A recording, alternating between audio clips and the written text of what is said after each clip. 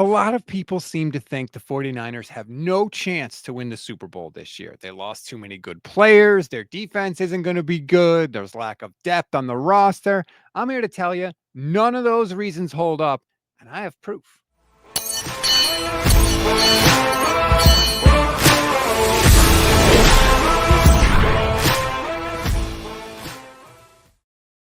What is good, everybody? Welcome to another Gold Standard podcast. I'm Rob Stats Guerrera here with you, flying solo. And full disclosure, I'm actually on vacation right now. I'm recording this on Friday afternoon, but I wanted you to have something this week while I'm on vacation, actually, only for the next 2 days. So don't worry, I'll be back tomorrow. But the subject of today's show is very, very simple. Can the 49ers win the Super Bowl this year? The answer is a resounding yes. And not because I'm a homer, and not because I'm looking at everything through rose colored glasses, but because the reality says that's the case. The reality of NFL history, the history of the championship teams in the NFL is littered with flawed teams that many people did not think had a chance to win the Super Bowl. And there is absolutely no reason the 49ers cannot be among them in 2025. And don't worry, I have the proof.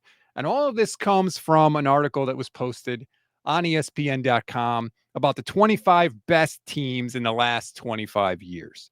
And I really liked it. I thought it was really interesting. It has a lot of Super Bowl champions on there, some not Super Bowl champions. In fact, one of the 49ers teams that didn't win a Super Bowl championship is on there. Really interesting article. And as I was going through and as I was reading it, I just kept seeing Super Bowl champion after Super Bowl champion just littered with flaws. And oh, yeah, they played this team at this time and all sorts of context that we forget as time goes by, right? Time erases that stuff from our memories, and we just remember they won. This was the quarterback, and we move on. We don't think about what actually took place that season. You know, there's a great scene in the movie Inside Out where they're talking about long-term memory, and they get to U.S. presidents, and they're like, what should we remember? And somebody says, Washington, Lincoln, and the fat one. That's kind of what happens with Super Bowl champions. Who won? Who was the quarterback? And we forget everything else. But when you actually stop and take a look at these teams and the context surrounding their Super Bowl championship, you realize these teams were not as great as we remember, or these teams were not as preordained, let's say, to win a Super Bowl championship. I think sometimes when we look back and we see a Super Bowl champion, we're like, oh, yeah, you know, they must have been destined from God. They must have been among the handful of teams that we thought going into the season was going to win a Super Bowl championship. They had to, right? Because they won. And that's just not the case. And I have a bunch of notes here. So if you'll permit me to look down every once in a while at the notes, because it was a lot to remember, but I wrote it down because I wanted to make sure. And basically, what it boils down to is this: whatever reason you can think of to exclude the 2025 49ers from championship contention, I can pull up an actual Super Bowl champion to counter that argument, to prove that it can be done because it has been done. And again, this is all from the past 25 years. So this is not like, oh, the 1902 Colts, you know, like, no, we're not doing that. This is all fairly recent. Okay. For example, a team that won a Super Bowl that was not a powerhouse by any stretch of the imagination. And when you hear it, you're going to be like, what are you talking about? Because it's quarterbacked by the GOAT, Tom Brady, the 2001 Patriots. Clearly not a powerhouse. They weren't even started by Brady, of course. In the beginning of the year, it was Drew Bledsoe. They had the tuck rule in the playoffs that helped them get a win over the Raiders. They were 14-point underdogs in the Super Bowl. 14 points. Didn't matter. They won the damn thing. They only had 2 wins against teams with winning records all season long. So again, this is not some juggernaut, some unstoppable force. What we think of Tom Brady and Bill Belichick and all the Super Bowls they won, this wasn't that. They weren't there yet, right? And remember in that Super Bowl who they beat. They beat a Rams team, a Hall of Fame quarterback in Kurt Warner, one of the all-time great teams, right? The greatest show on turf. They beat them. This team that was kind of middling in the regular season, that didn't really beat anybody good in the regular season, that had a quarterback that people thought just dumped off screen passes all the time, right? They won the damn Super Bowl. So again, when you look at the 2025 49ers, I think we have to put this in context. And some of this is on us as 49ers fans, right? We we are used to in recent history being one of the Super Bowl favorites, right? The past 3-4 years, it was like, yeah, the Niners got as good a shot as anybody. We have to adjust our thinking now because this team is different. It's not the juggernauts that they had in 2021 or 2022 or obviously 2023. They're not as good as those teams. But as I have been trying to tell you, that doesn't matter. It really doesn't. It'd be nice to have, but it's not a got to have, quite frankly.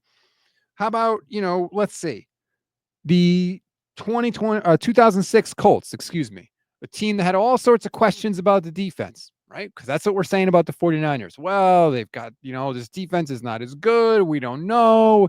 A lot of unproven guys. The Colts were the worst third down defense in 2006. The worst. They had the second worst red zone defense that year in 2006. They were 23rd in scoring defense. Their defense stunk. Yuck and poo. They won the Super Bowl. Now, I know what you're saying. Rob, they had a Hall of Fame quarterback in Peyton Manning. Yes, they did. And in fact, Peyton Manning led the league in touchdown passes that year with 31. Guess how many touchdown passes Brock Purdy threw in 2023? Just guess. If you said 31, you're right. They already have a quarterback that has done what Peyton Manning did that year. So if you're going to bring up these questions about the defense as a way to just exclude them, you can't. You have ammunition now against all the haters. You can say, what about this Super Bowl champion? Or what about that Super Bowl champion? And by the way, Brock threw those 31 touchdowns in 16 games, just like Peyton Manning did in 2006. So don't even say, well, he played the extra game. Not true. Okay. Not true. He did it in the exact same amount of games. So, just remember this stuff when we look back and we're wondering, can the 49ers do this?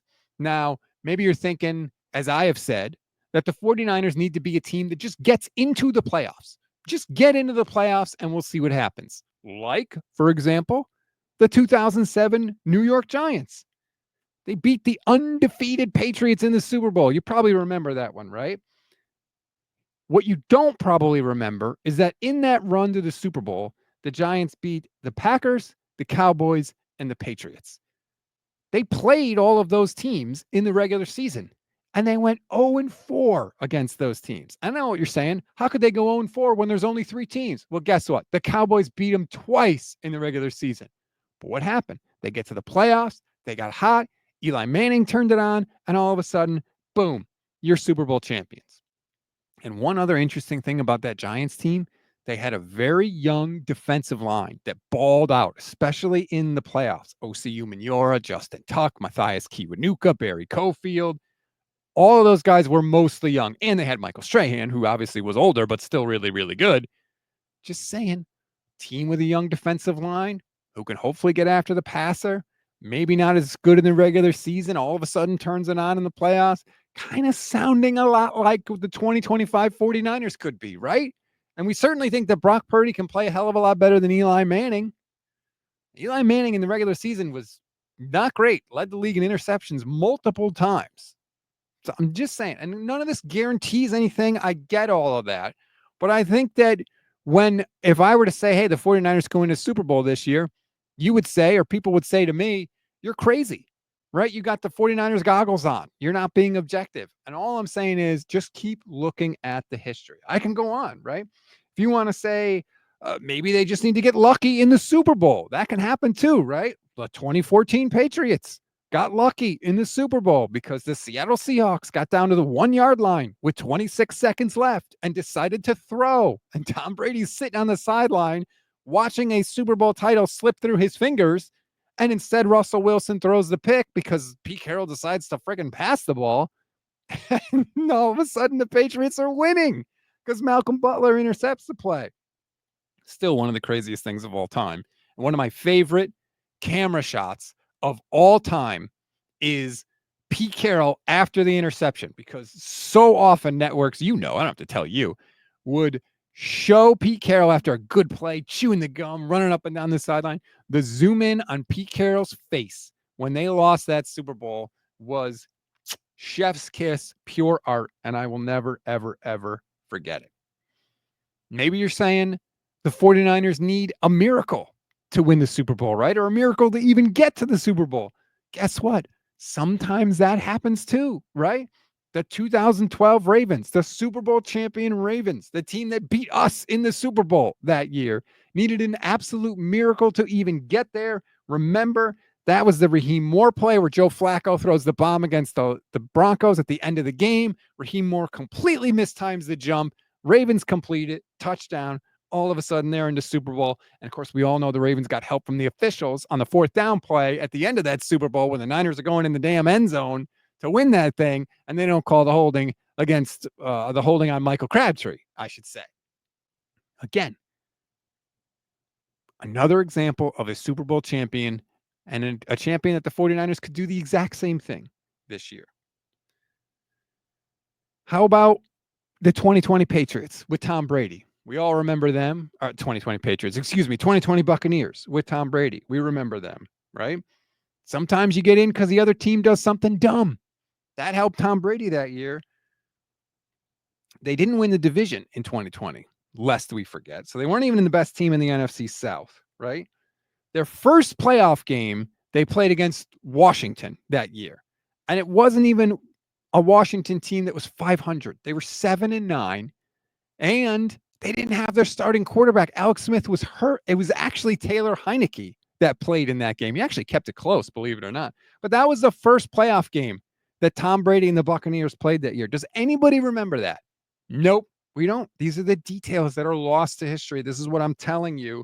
Then they played the Saints in Drew Brees' final start with the Saints when he was absolutely cooked and couldn't even throw the ball anymore. Congratulations.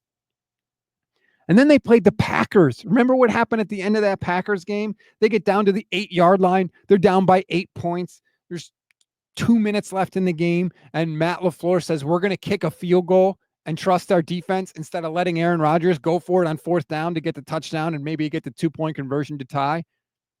The Packers never should have done that. It was a dumb thing to do. But guess what? Tom Brady and the Buccaneers benefited from that, right? Again, all these things happen. We forget. What do we remember about the Bucs? Oh, Tom Brady came to the Bucs first year, won a Super Bowl, beat Patrick Mahomes. Remember why he beat Patrick Mahomes too? Because the entire Chiefs starting offensive line was banged up and injured in the Super Bowl, and the Bucs could basically get to Patrick Mahomes immediately after the snap anytime they wanted to. And I want to be clear.